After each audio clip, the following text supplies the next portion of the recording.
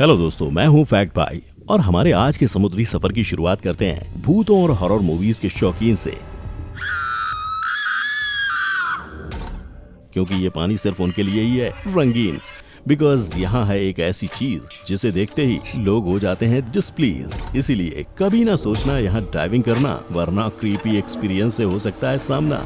लेकिन इसी गहरे समुद्र में छुपी बैठी है सांप की ऐसी एक प्रजाति जिसकी वजह से लोगों को मिल सकता है फॉरएवर के लिए मुक्ति।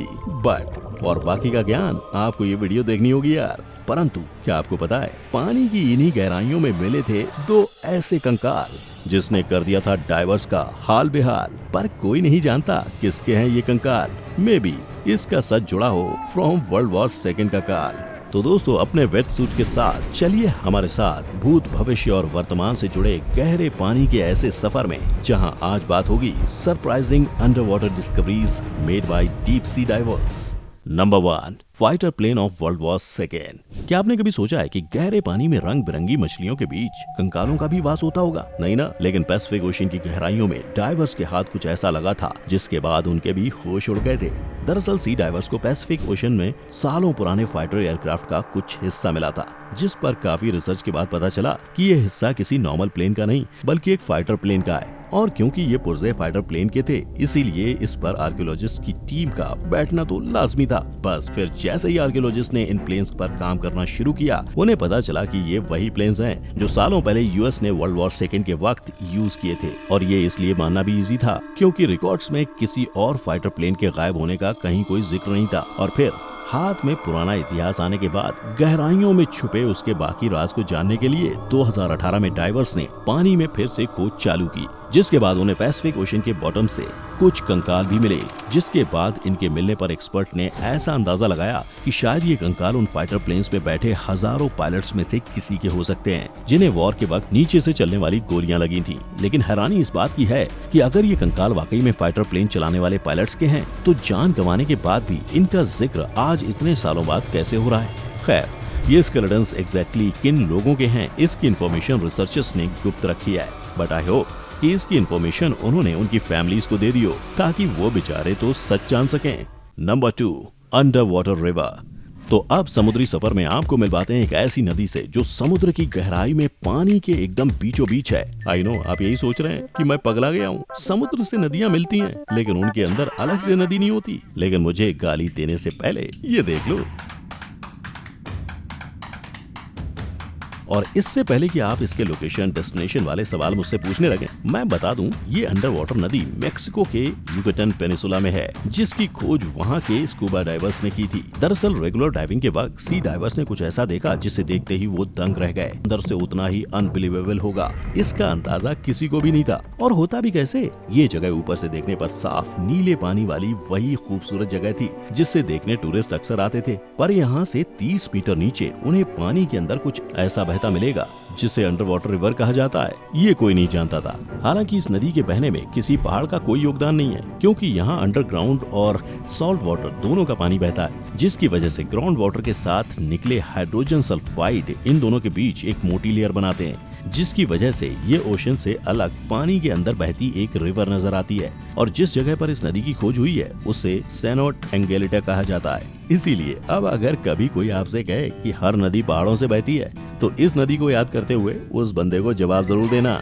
Number 3, the lion city. ये जगह ना कोई किसी एनिमेटेड फिल्म का हिस्सा है, ना ही इसे बीएफएक्स की मदद से बनाया गया है, क्योंकि ये जगह एक रियल सिटी है। लेकिन ये जगह डूबी हुई अटलांटिस सिटी बिल्कुल भी नहीं है। पर आप इसे चाइना का अटलांटिस जरूर बोल सकते हैं, बिकॉज ये है हमारे कोरोना वाले पड़ोसी देश की डूबी सिटी, द लायन सिटी। इसका असली नाम है शीचेंग सिटी।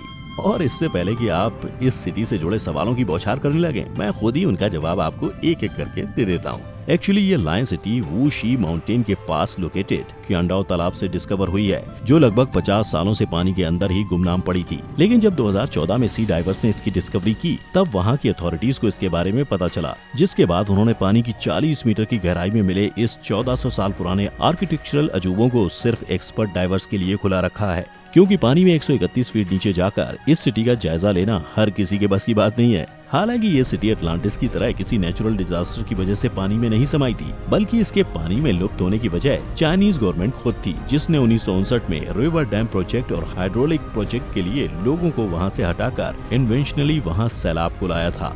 लेकिन शॉकिंग बात तो ये है कि पानी में 50 सालों से डूबे इस शहर का हर आर्किटेक्चर आज भी न सड़ा है और न गला है, मानो जैसे वो खुद ही अपनी पुरानी पहचान को खत्म नहीं करना चाहता हो। Number 4, giant anaconda.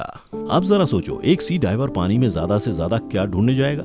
गहरा साफ पानी, रंग बिरंगी मछलियाँ, सोने चांदी का खजाना। पर अगर उसी पानी में उसकी मुलाकात किसी हरे रंग के ऐसे जानलेवा जानवर से होती है जिसने उसे पानी में तारे दिखा दिए हों, तो सही सुना आपने, क्योंकि अक्सर गंदे पानी में रहने वाले एनाकोंडा को वीडियोग्राफर बार्टोलोमियो बोब के कैमरे ने ब्राजील के फॉर्मोसो रिवर से खोज निकाला, जहां ये वीडियोग्राफर नदी के गहरे पानी में अपने फ्रेंड के साथ कुछ अंडर वाटर स्पीशीज को शूट करने गया था और वहां उनकी मुलाकात सांप के डेंजरस स्पीशीज में से एक फीमेल एनाकोंडा से हो गई। आई नो ये सुनकर आपके कान खड़े हो गए होंगे, पर जानते हो बार्टोलोमियो बोब ने अपने इस एक्सपीरियंस को यूनिक बताया था और कहा कि 23 फीट 90 किलो के उस एनाकोंडा ने उनसे दोस्ती कर ली थी, तभी तो उसने कोऑपरेट करते हुए अपनी वीडियो अच्छे से शूट करवाई थी। लाइक रियली भाई, जिस एनाकोंडा से मिलने के एक्सपीरियंस को तू अलग बता रहा ना, उसका नाम सुनते ही लोगों की आंखें बड़ी हो जाती हैं। और मान ले अगर गलती से ये तुझे निगल जाता तो तू हमेशा के लिए बस कैमरे में ही कैद रह जाता ना। खैर, जिस जगह पर हमारे बहादुर वीडियोग्राफर की मुलाकात उस एनाकोंडा से हुई थी, वो जगह दुनिया की इकलौती ऐसी जगह है जहाँ डाइवर्स वाकई में पानी के अंदर एनाकोंडा को देख सकते हैं। तो अगर आप कभी रियल एनाकोंडा को देखने का मन करे तो आप भी ब्राजील के इस रिवर में डुबकी जरूर लगाइएगा। Number 5, sculpture park. I guess under water sport के एडवेंचर के शौक सभी को होता है, लेकिन सोचो ऐसी किसी स्पोर्ट के दौरान समुद्री गहराइयों में अचानक आपका सामना किसी ऐसे इंसान से हो जाए तो रोंगटे खड़े हो गए ना। लेकिन ये किसी हॉरर मूवी का सेट नहीं है, बल्कि ऐसे कई स्टैच्यूज को वेस्ट इंडीज के कैरेबियन सी के पानी की गहराइयों में प्लेस कर इनका बाकायदा पार्क बनाया गया है, जिसे लोग स्कल्पचर पार्क बोलते हैं। पर जानते हो, इन स्टैच्यूज का मकसद हमें डराना बिल्कुल नहीं है, क्योंकि ओशियन फ्लोर में नीचे बनाए गए इस स्कल्पचर पार्क की वजह कुछ ऐसी है जो किसी भी इंसान की सोच से परे है।